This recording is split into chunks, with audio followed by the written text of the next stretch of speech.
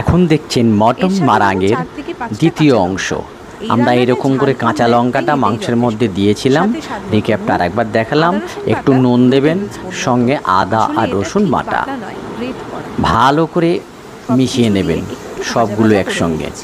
মেশানোর পরে ওটাকে একটুখানি অল্প ধনে পাতা এবং পুদিনা পাতা দিয়ে ওটাকেও ভালো করে নাড়িয়ে নেবেন।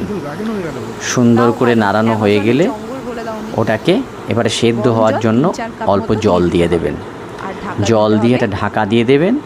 40 থেকে 45 মিনিট মতন ওটা ফুটবে। ফোটার পরে এইবারে যে কাজটা হবে, ওটাকে নামিয়ে আমরা এতক্ষণে কাজু আর আমন্ডটাকে দই সহ মিক্সিতে সুন্দর করে বেটে নেব। দেখুন।